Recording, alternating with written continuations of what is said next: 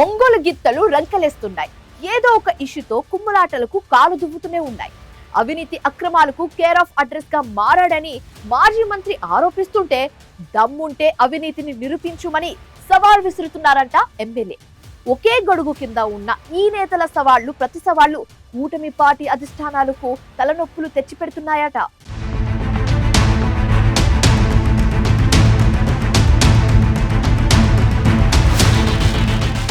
పేరుకు తగ్గట్టుగానే ఒంగోలు రాజకీయాలు ఎప్పుడూ రంకెలేస్తూనే ఉంటాయి. మాజీ మంత్రి బాలినేని శ్రీనివాసరెడ్డి, టీడీపీ ఎమ్మెల్యే దామచర్ల జనార్దన్ మధ్య వారితో పోట్ల గిత్తల కోట్లాటలా బుసలు కొడుతోంది ఒంగోలు రాజకీయం. కూటమి పార్టీలోనే ఉన్న నేతలిద్దరూ వ్యక్తిగత పంతాలకు పోతున్నారు. ఎవరికెవరూ తగ్గేదే లేదంటున్నారు. ఏదో ఒక ఇష్యూతో సవాళ్లు ప్రతి సవాళ్లతో ఒంగోలు రాజకీయాల్లో అగ్గి రాజేస్తూనే ఉన్నారు. ప్రకాశం జిల్లాలో సీనియర్ నేతలుగా చలామణి అవుతున్న ఇద్దరు నేతల మధ్య అంతర్యుద్ధం ఇప్పట్లో చల్లారేలా కనిపించడం లేదు.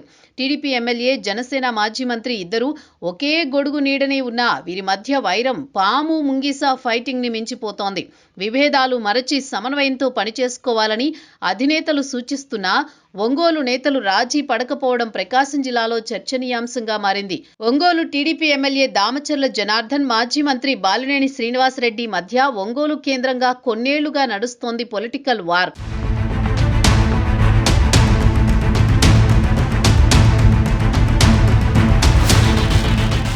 మొన్నటి అసెంబ్లీ ఎన్నికల్లో ఓటమి తర్వాత బాలినేని శ్రీనివాసరెడ్డి వైసీపీని వీడి జనసేన పార్టీ కండువా కప్పుకున్నారు. నేతలిద్దరూ ఒకే గూటికి చేరడంతో ఇక గొడవలు సద్దుమణిగినట్లే అని అంతా భావించారు. కానీ నేతలిద్దరూ సయోధ్యకు ఛాన్సే లేదంటూ కయ్యానికి కాలు దువ్వుతూనే ఉన్నారు.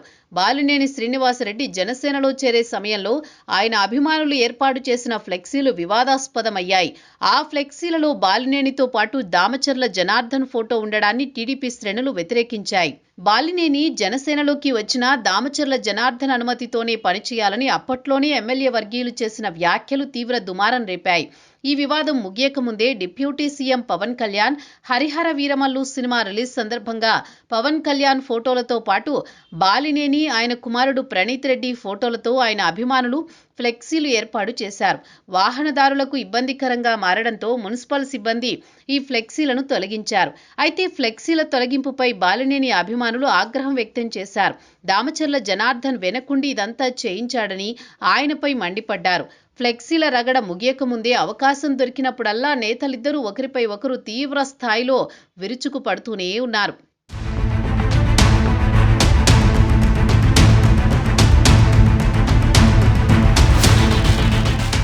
ఒంగోలులో కూటమి పార్టీల నేతల మధ్య విభేదాలకు ఫుల్ స్టాప్ పెట్టేందుకు పవన్ కళ్యాణ్ గతంలో ప్రయత్నం చేసినా వర్కౌట్ కాలేదు.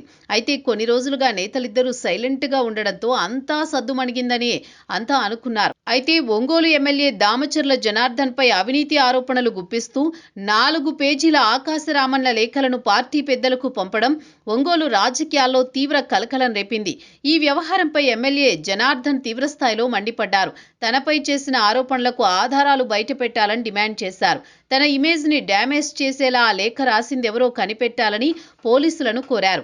ఈ వ్యవహారం నడుస్తుండగానే ఒంగోలుకొచ్చిన బాలినేని మరోసారి దామచర్లపై తీవ్ర స్థాయిలో మండిపడ్డారు. అవినీతి అక్రమాలను ప్రశ్నిస్తూ లెటర్ రాసిన వ్యక్తిని ఎమ్మెల్యే దామచర్ల ఇంటికి తీసుకువెళ్లి రాజీ చేసుకున్నాడని మాజీ మంత్రి బాలినేని సంచలన ఆరోపణలు చేశారు. ఇసుక, గ్రావెల్, భూ ఆక్రమణలు ఎమ్మెల్యే కనుసన్నల్లోనే జరుగుతున్నాయని ఘాటుగా విమర్శించారు. ఇక ఒంగోలులోనే ఉండి తానేంటో చూపిస్తానని బాలినేని వార్నింగ్ ఇచ్చారు. అయితే ఈ వ్యాఖ్యలకు పార్టీతో సంబంధం లేదని, ఇవి పూర్తిగా తన వ్యక్తిగతమని బాలినేని చేసిన కామెంట్స్ ఒంగోలులో మరోసారి కాకరేపాయి. బాలినేని వ్యాఖ్యలకు అంతే ధీటుగా కౌంటర్ ఇచ్చారు దామచర్ల. 3 నెలలకోసారి ఒంగోలుకొస్తూ 2 గంటలు ఉండిపోయే బాలినేని మతిస్థిమితం లేకుండా మాట్లాడుతున్నారని ఫైర్ అయ్యారు.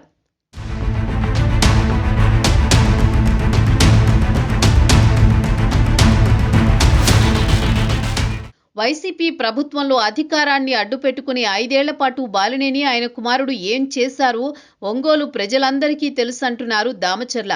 బాలినేని అక్రమాలను పవన్ కళ్యాణ్ దృష్టికి కూడా తీసుకువెళ్తానంటున్నారు ఒంగోలు ఎమ్మెల్యే. మొన్నటి ఎన్నికల్లో జిల్లాలోని అత్యధిక మెజారిటీతో గెలిచారన్న దామచర్ల బాలినేనికి తలకిందులుగా తపస్సు చేసిన జీవితంలో ఆయనకు తాను సాధించిన మెజారిటీ రాదన్నారు. తనపై ఆకాశరామన్న లేఖలకు బాలినేనే నిర్మాత, దర్శకుడు అంటూ దామచర్ల తీవ్ర ఆరోపణలు చేశారు.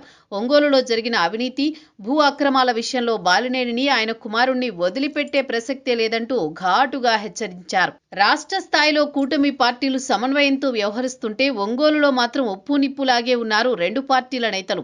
అధికార పక్షంలోనే ఉన్న ఇద్దరు నేతల మధ్య పొలిటికల్ వార్తో హాట్ గా ఉన్నాయి ఒంగోలు పాలిటిక్స్.